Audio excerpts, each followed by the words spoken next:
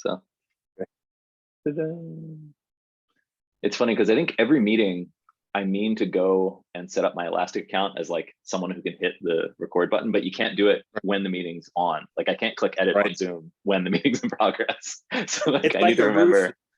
It's like a roof leak. Well, I need to fix the roof leak. Well, why don't you fix it now? It's raining now. Yeah, well, exactly. When it's not raining, then it's not leaking. I'm not thinking about it.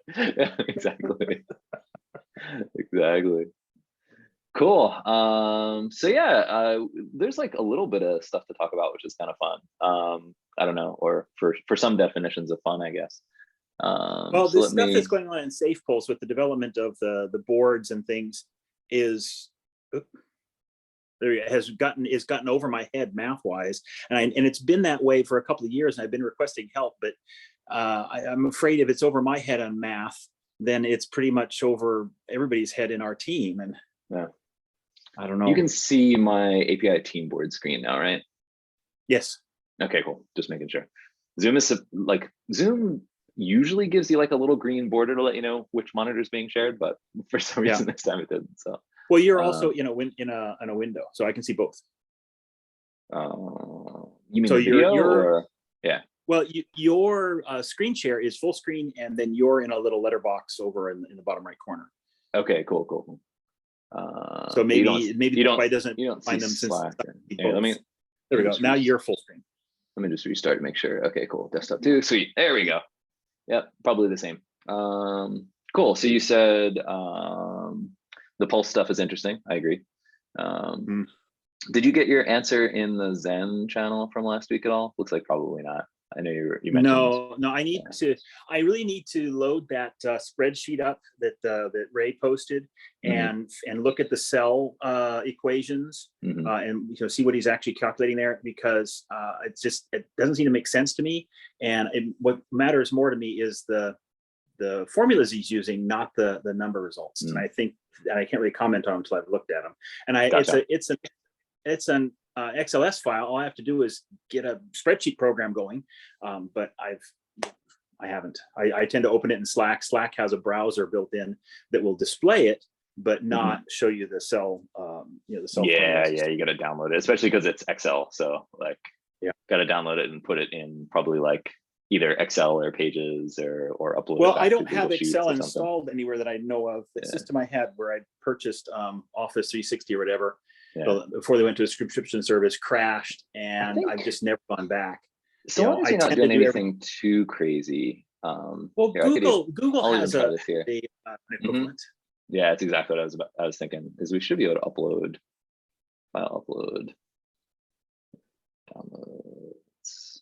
I went away from Japan for 5 months. When I came back, I haven't gotten my desktop going again. It didn't come on the first time. Like, oh, okay, put that back on on the stack of priorities.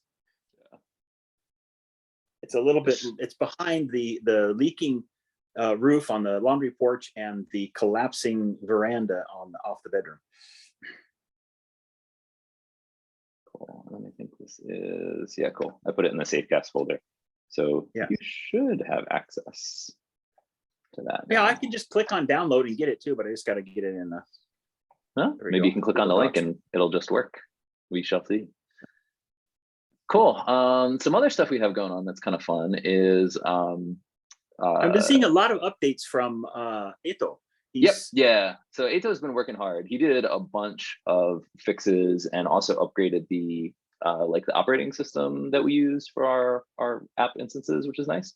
The downside is basically, you might have noticed like the channel noise where you see this, like when you get this free disk space alert, what it's actually usually calling out is not that we're like really running out of space, but we're running out of like temp space. Basically, like, so when you do big long run queries, it ends up having to hold old data around to satisfy the query. And it seems like we're running into something since the OS upgrade where like the queries are kind of backing up. And Eto mentioned that it looks like the bulk exports, which are supposed to only run once a day, might be running like every 2 hours, which would explain, like, if that's definitely happening, then that would explain why we're getting database overloads. So how long do they take to run? I think like 2 hours. So, Well, so like if they are they're running every 2 hours, then they're going to overlap. they're Yeah. starting every 2 hours. They might just be set to run Yeah. constantly. Yeah, which is not the way it's supposed to be. It's supposed to be like once a day, and then Ato called I out that you can see it. You can wouldn't see it be upset running. if that ran once a week. Yeah, exactly. Well, so the thing is basically like it's looking like as part of the OS upgrade, like something got weird in the job scheduling and it's Right. executing more often than it's supposed to. So, so we're gonna have to figure out what's going on with there because it seems to be what's contributing to some overload on some overload on the database recently. So that's one thing. Like Ato did a bunch of work to get us on the new platform, which is awesome. We'll just have to work out the kinks and see what's going on there. So once we figure that out, hopefully we'll get back to nice quiet channel and stable API and everything. So it hasn't been too bad, but basically, do I have did that load? Yeah, cool.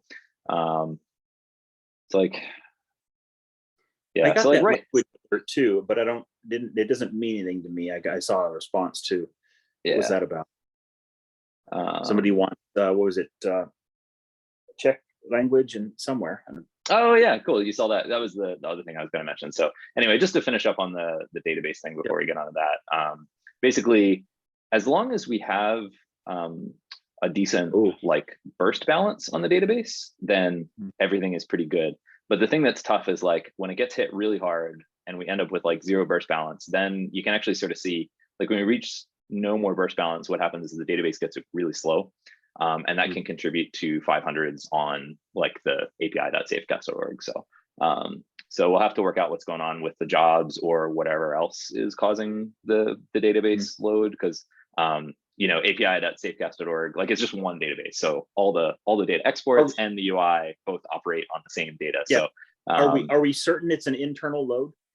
Pretty sure, yeah. But that's like, Ato was poking into that. I didn't do like a deep dive yet, but yeah, it looks like it's either the exports are running too frequently or the other thing is real time, which has always been a pain in our side because like real time does this thing where like it walks it has all of its devices and then every like 15 minutes it walks over its list of device IDs and every single one of those hits is like a really heavy query on the database. So it'd be great if we could kill real time and get rid of that traffic as well.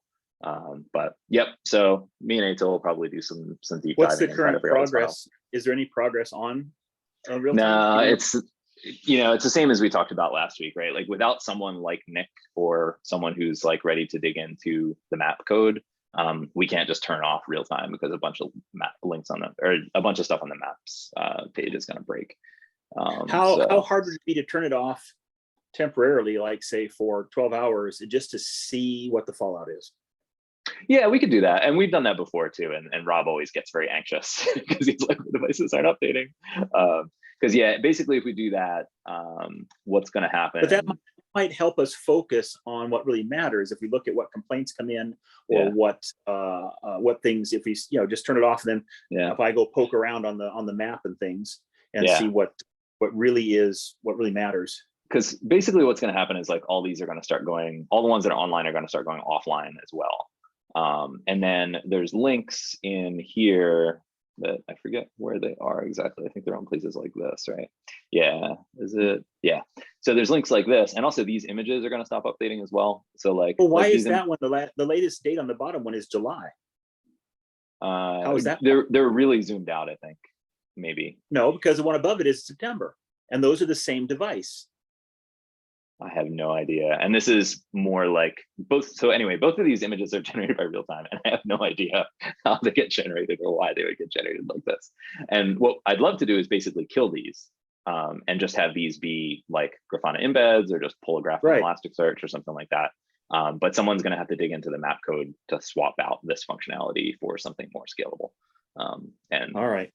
In the past, that's always been Nick. I was hoping Botron would be able to help out, but that hasn't really panned out. So we need someone who's going to be able to dig in. We could just turn it off, but the downside is, like I said, so these graphs are going to be like, right now, as you've called out, they're basically hit or miss already, but they're going to be like totally stale.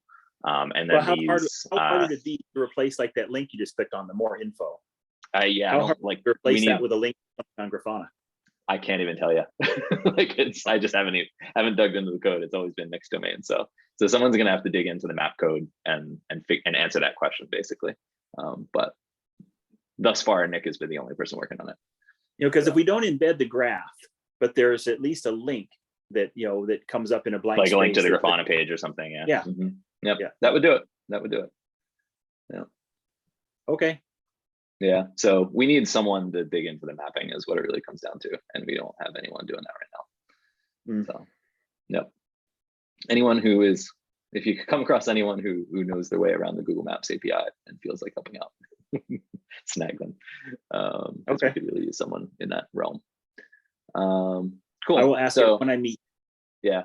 In the short term, though, actually, what you mentioned makes a lot of sense. So I think what I'll do is I'll turn off the real-time updating job just to see if that makes things basically quiet, or if we have other things that we need to deal with. And Rob will probably complain because he always does when I turn off real-time updates.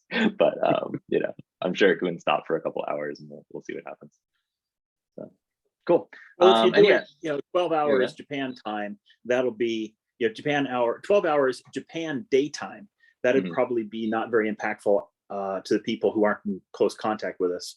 Because people in Europe or the US, that'll be the nighttime for them, hopefully. Okay. So what's so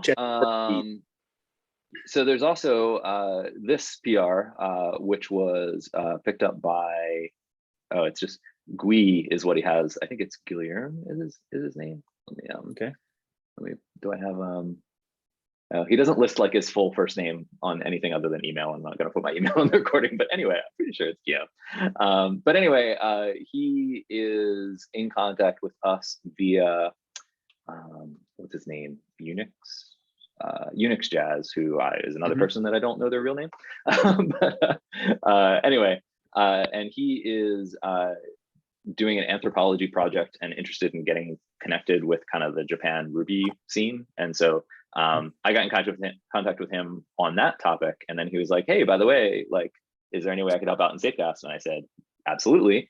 And so I sent him some of the help wanted issues, one of which is the, and he didn't link the issue here. I can pull it up pretty easily.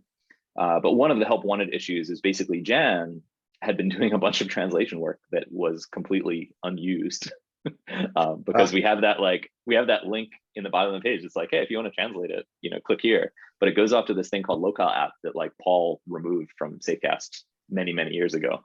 And so Jan did all the work, and basically it was never in the app. When did it get removed? So it's not accessible. Yeah, exactly. It got removed in 2013. So but the link is still there. And so Jen did all the work to like do the translations. And so one of our help wanted issues was like, wouldn't it be nice if we actually didn't just let that work go to waste and just imported the translations? Right. So he was nice enough to import the translations for us, which is kind of cool. So let me actually load that up. There's probably still going to be some work to do in that space in general, just to make sure that I want to find out how he did it, but he looks like he did manage to get like a YAML export from Local App somehow. And once we have this checked in, then we should have check translation for the API as well, which would be kind of cool. 8 years late. Yeah, which is like pretty much on schedule for us. So anyway, yeah, I do keep, so basically, he was curious where to dig in, and I keep some of these like help wanted issues out there, which are things that like aren't, things that need to get done immediately, but they're things that can probably get done without knowing a whole lot about how the app works. So you don't have to be like steeped in Safecast to do this sort of stuff. Right. And, it's a good place just to like get started and, download the app and make some sort of small change and see if it works. So yep. Okay. So yeah, possibly a new active contributor. We'll see. It's a first pull request, which is a good sign. We have probably the last bGeigie Nano workshop this Saturday.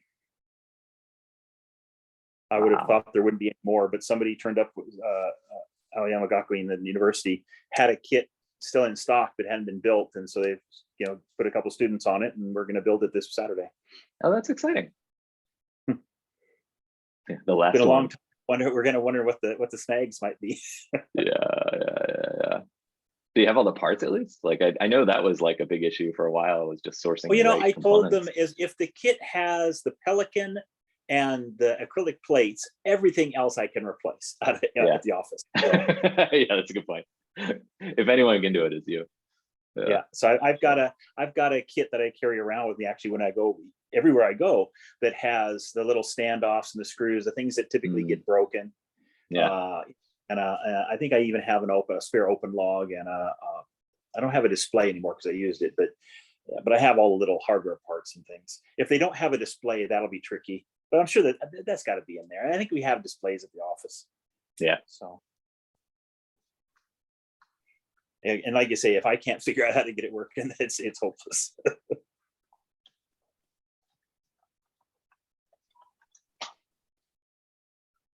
Cool. Okay. Well, good luck. And yeah, I don't know if there's too much else. I'll probably see you in the channel, and good luck with the workshop. Hopefully everything goes smoothly. Catch you next week then. All right. Have a good one.